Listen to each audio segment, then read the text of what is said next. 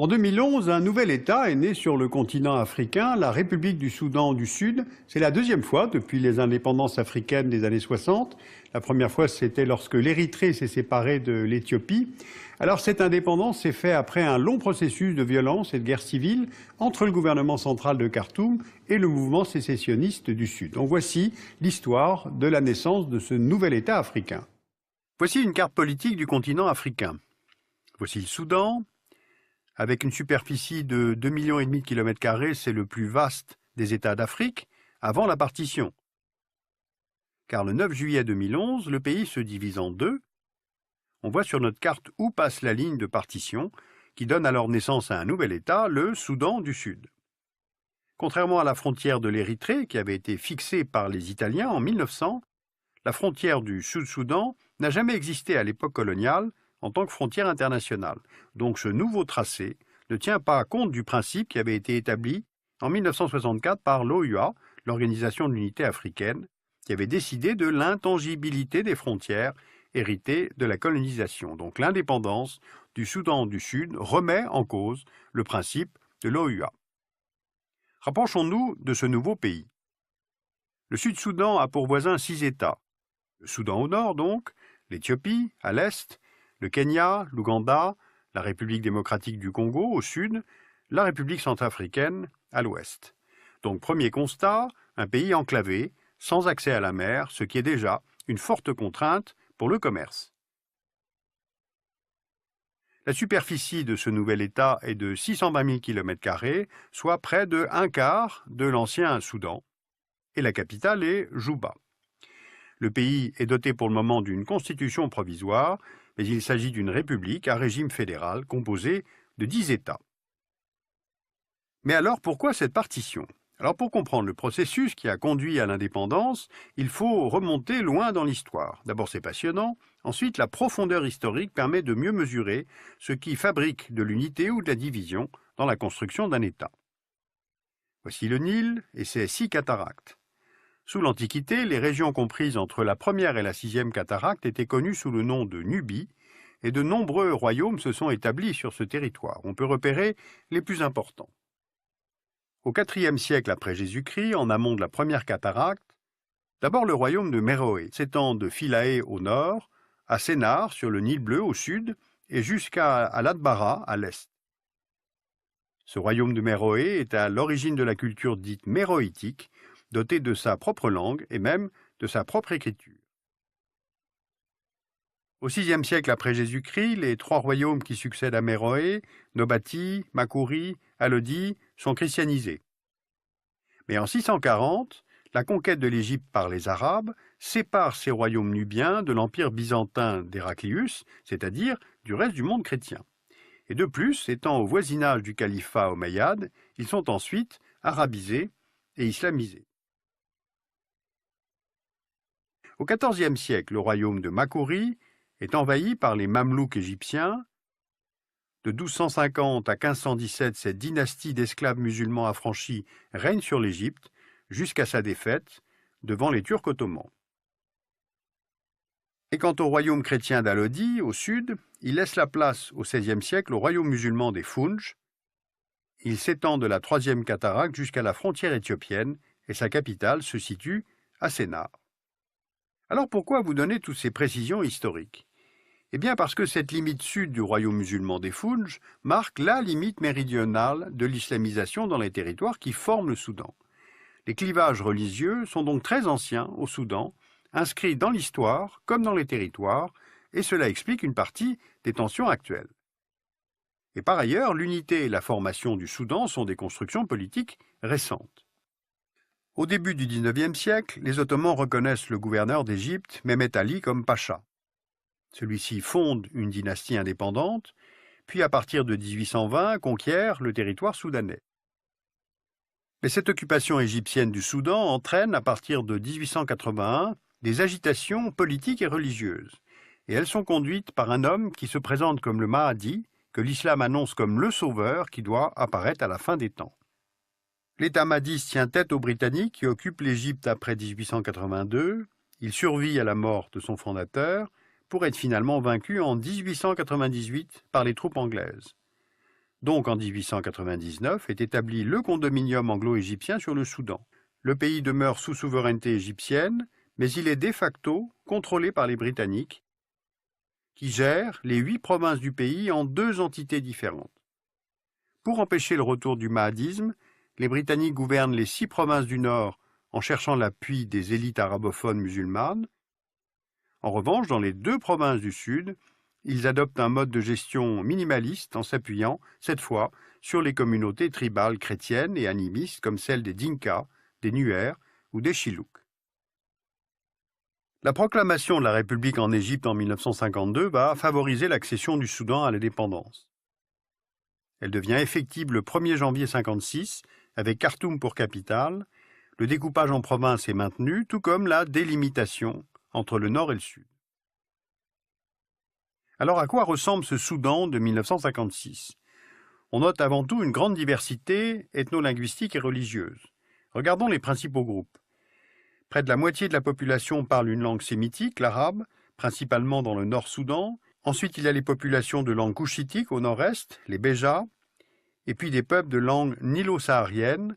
Au Nord-Soudan, les Agawa et les Fours qui peuplent la région du Darfour, ainsi que les Nubiens, et au Sud-Soudan, les peuples Nuer, Chilouk, Bari, Azande et les Dinka, qui constituent le groupe ethno-linguistique le plus important.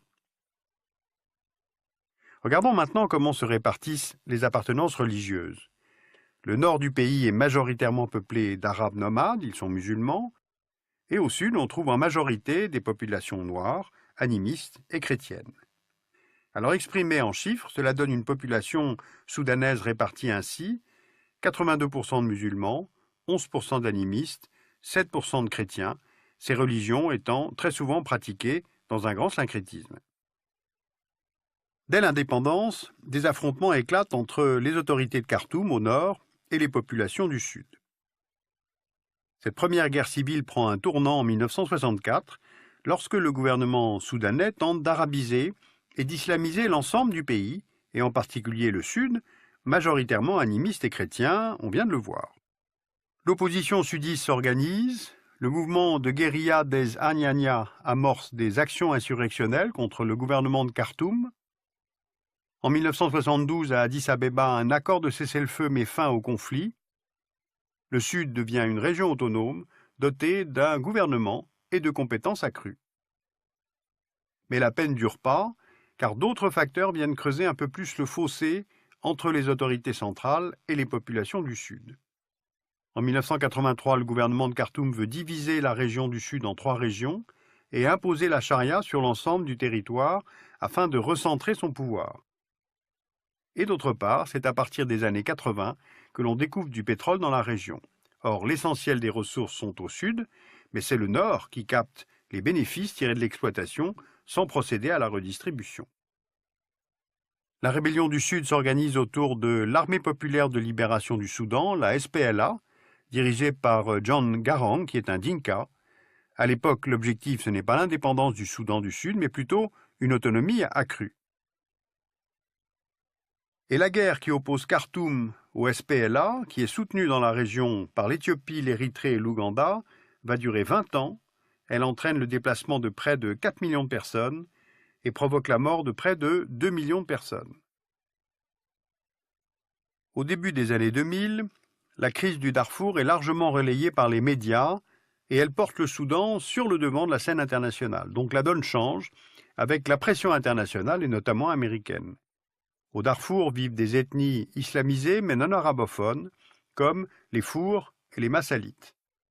Des miliciens arabes, les Janjaouides, soutenus par Khartoum, attaquent les villages du Darfour pour chasser les populations et prendre leurs terres. Et après 2003, l'armée du régime d'Omar el-Béchir mène une guerre interne contre les mouvements sécessionnistes dans la région.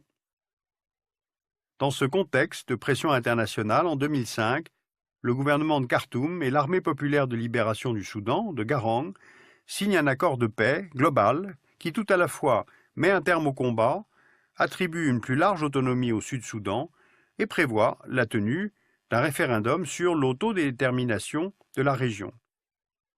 Il est prévu dans l'accord entre les 2 parties que les revenus de l'exploitation du pétrole, jusqu'ici captés par le gouvernement de Khartoum, au nord, doivent revenir pour moitié au sud. Le référendum s'est donc tenu en janvier 2011. Vous voyez ici le bulletin de vote. Les Sud-Soudanais étant invités à poser leur empreinte de doigt pour indiquer leur choix, car 73% de la population adulte y est analphabète. Donc la population a voté à près de 99% pour l'indépendance de la République du Soudan du Sud, qui est devenue officielle en juillet 2011. Donc vous le constatez, une quasi-unanimité pour ce référendum, et ce, au terme d'un processus de séparation long et violent, dû à des clivages ethno-linguistiques et religieux, mais aussi des manipulations politiques nombreuses. Alors dans un prochain numéro, nous ne parlerons plus du passé, mais de la viabilité future de cet État, le Soudan du Sud, et puis nous réfléchirons à la stabilité des frontières africaines. Alors vous pouvez revoir cette émission sur le site d'Arte, sur Arte+7, pendant 7 jours, gratuitement. Je vous conseille le livre de Marc Lavergne, Le Soudan contemporain, édité par le CERMOC et les éditions Cartala. Et puis je vous conseille de lire ou éventuellement de découvrir la revue 21. C'est une excellente revue qui a une approche du monde tout à fait comparable à la nôtre. Le numéro d'avril 2012 parle de nos cousins d'Europe, comment est vécue la crise en Europe. Donc la revue 21.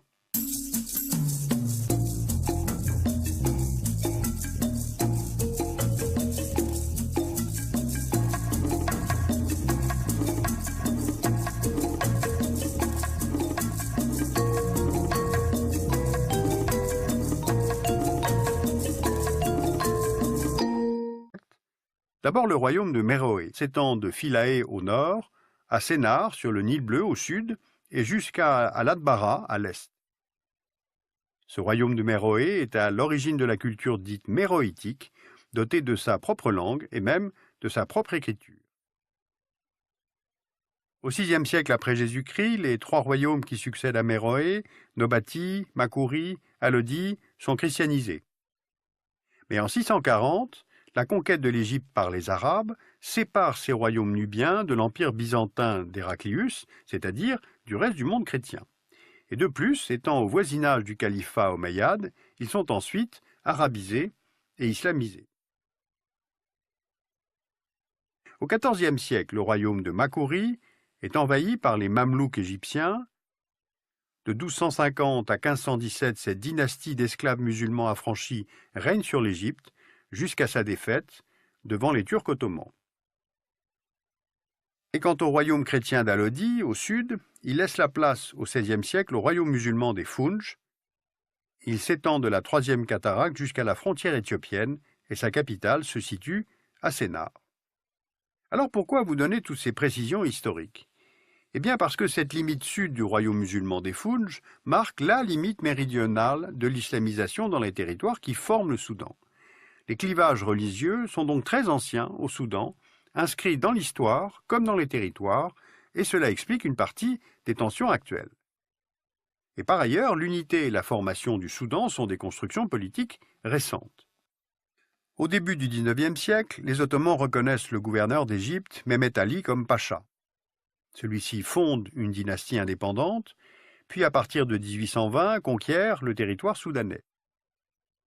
Mais cette occupation égyptienne du Soudan entraîne, à partir de 1881, des agitations politiques et religieuses. Et elles sont conduites par un homme qui se présente comme le Mahdi, que l'islam annonce comme le sauveur qui doit apparaître à la fin des temps. L'État mahdiste tient tête aux Britanniques qui occupent l'Égypte après 1882.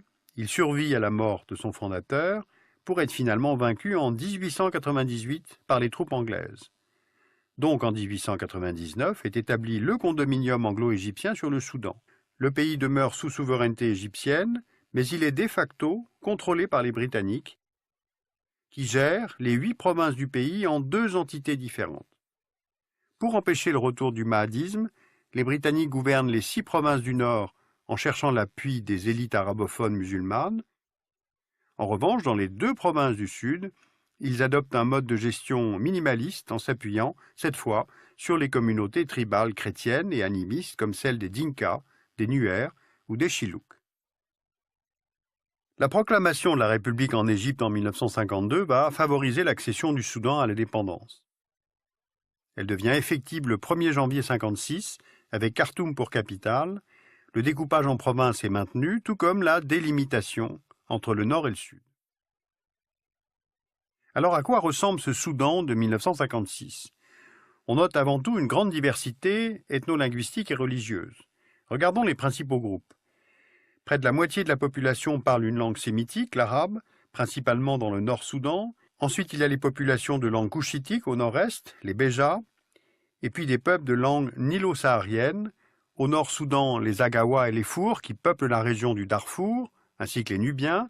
Et au Sud-Soudan, les peuples Nuer, Chiluk, Bari, Azande et les Dinka, qui constituent le groupe ethno-linguistique le plus important. Regardons maintenant comment se répartissent les appartenances religieuses. Le nord du pays est majoritairement peuplé d'Arabes nomades, ils sont musulmans, et au sud on trouve en majorité des populations noires, animistes et chrétiennes. Alors exprimé en chiffres, cela donne une population soudanaise répartie ainsi, 82% de musulmans, 11% d'animistes,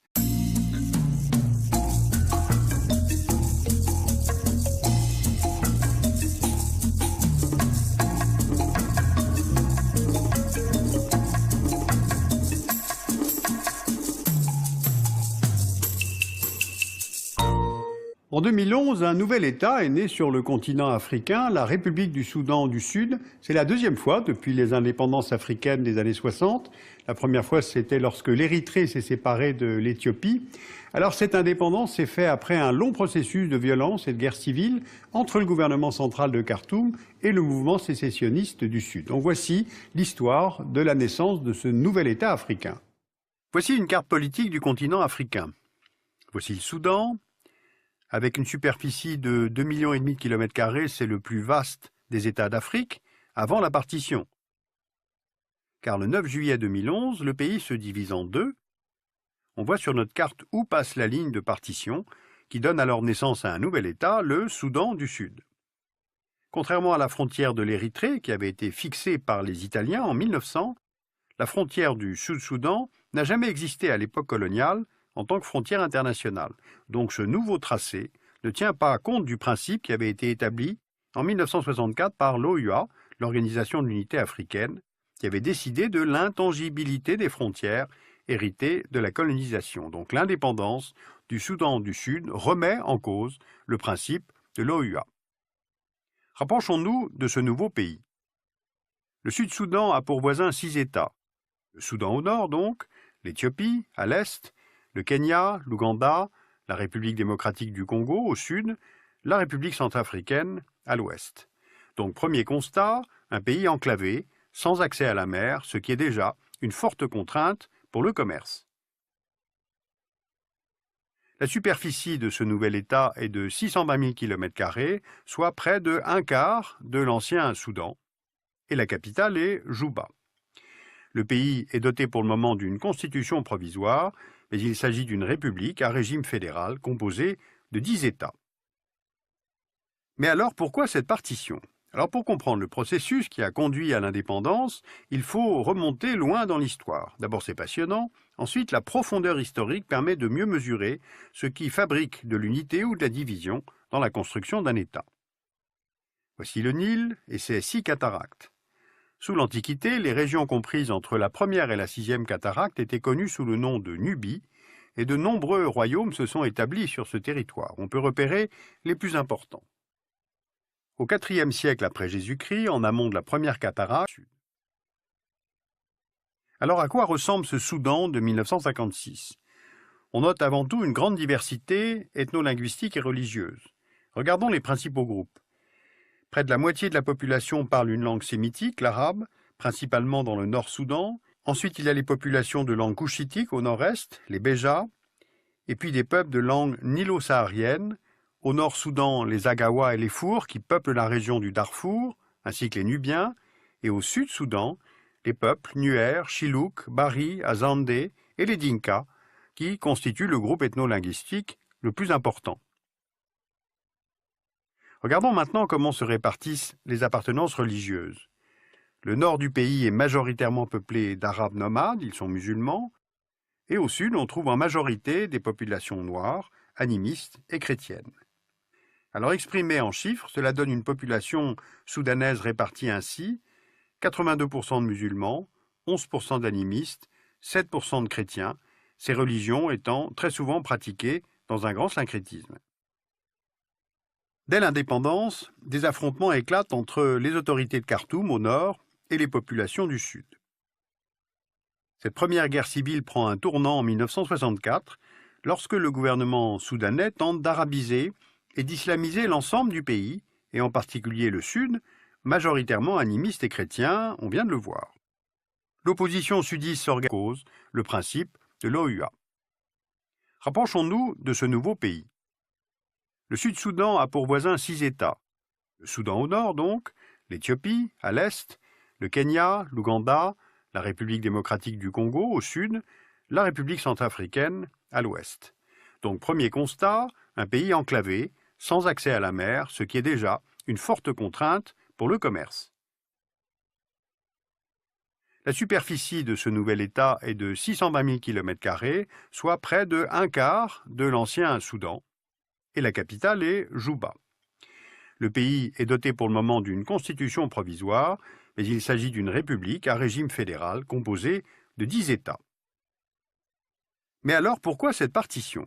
Alors pour comprendre le processus qui a conduit à l'indépendance, il faut remonter loin dans l'histoire. D'abord c'est passionnant, ensuite la profondeur historique permet de mieux mesurer ce qui fabrique de l'unité ou de la division dans la construction d'un État.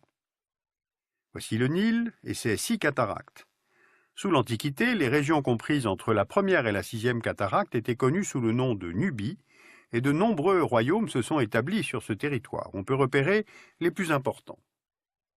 Au IVe siècle après Jésus-Christ, en amont de la première cataracte, d'abord le royaume de Méroé, s'étend de Philae au nord, à Sénar sur le Nil bleu au sud, et jusqu'à Al-Adbara à l'est. Ce royaume de Méroé est à l'origine. Les Ottomans reconnaissent le gouverneur d'Égypte, Mehmet Ali, comme pacha. Celui-ci fonde une dynastie indépendante, puis à partir de 1820 conquiert le territoire soudanais. Mais cette occupation égyptienne du Soudan entraîne à partir de 1881 des agitations politiques et religieuses, et elles sont conduites par un homme qui se présente comme le Mahdi, que l'islam annonce comme le sauveur qui doit apparaître à la fin des temps. L'État mahdiste tient tête aux Britanniques qui occupent l'Égypte après 1882. Il survit à la mort de son fondateur pour être finalement vaincu en 1898 par les troupes anglaises. Donc en 1899 est établi le condominium anglo-égyptien sur le Soudan. Le pays demeure sous souveraineté égyptienne, mais il est de facto contrôlé par les Britanniques, qui gèrent les 8 provinces du pays en 2 entités différentes. Pour empêcher le retour du mahdisme, les Britanniques gouvernent les 6 provinces du Nord en cherchant l'appui des élites arabophones musulmanes. En revanche, dans les 2 provinces du Sud, ils adoptent un mode de gestion minimaliste en s'appuyant, cette fois, sur les communautés tribales chrétiennes et animistes comme celles des Dinka, des Nuer ou des Chilouks. La proclamation de la République en Égypte en 1952 va favoriser l'accession du Soudan à l'indépendance.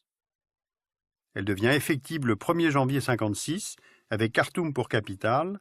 Le découpage en provinces est maintenu, tout comme la délimitation entre le nord et le sud de la culture dite méroïtique, dotée de sa propre langue et même de sa propre écriture. Au VIe siècle après Jésus-Christ, les 3 royaumes qui succèdent à Méroé, Nobati, Makuri, Alodi, sont christianisés. Mais en 640, la conquête de l'Égypte par les Arabes sépare ces royaumes nubiens de l'empire byzantin d'Héraclius, c'est-à-dire du reste du monde chrétien. Et de plus, étant au voisinage du califat omeyyade, ils sont ensuite arabisés et islamisés. Au XIVe siècle, le royaume de Makuri est envahi par les Mamelouks égyptiens. De 1250 à 1517, cette dynastie d'esclaves musulmans affranchis règne sur l'Égypte, jusqu'à sa défaite devant les Turcs ottomans. Et quant au royaume chrétien d'Alodi, au sud, il laisse la place au XVIe siècle au royaume musulman des Founj. Il s'étend de la 3e cataracte jusqu'à la frontière éthiopienne et sa capitale se situe à Sénar. Alors pourquoi vous donner toutes ces précisions historiques? Eh bien parce que cette limite sud du royaume musulman des Foudj marque la limite méridionale de l'islamisation dans les territoires qui forment le Soudan. Les clivages religieux sont donc très anciens au Soudan, inscrits dans l'histoire comme dans les territoires, et cela explique une partie des tensions actuelles. Et par ailleurs, l'unité et la formation du Soudan sont des constructions politiques récentes. Au début du XIXe siècle,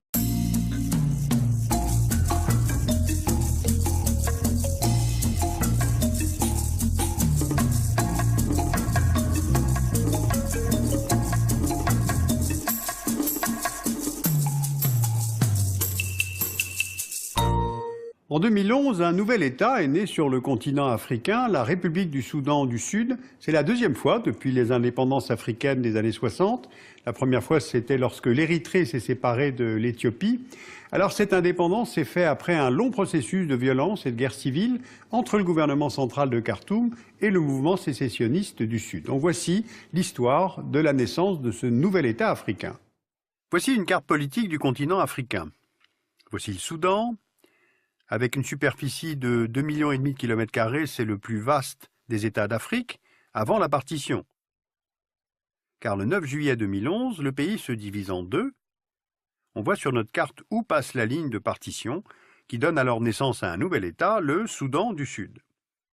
Contrairement à la frontière de l'Érythrée, qui avait été fixée par les Italiens en 1900, la frontière du Sud-Soudan n'a jamais existé à l'époque coloniale en tant que frontière internationale. Donc ce nouveau tracé ne tient pas compte du principe qui avait été établi en 1964 par l'OUA, l'Organisation de l'Unité africaine, qui avait décidé de l'intangibilité des frontières héritées de la colonisation. Donc l'indépendance du Soudan du Sud remet en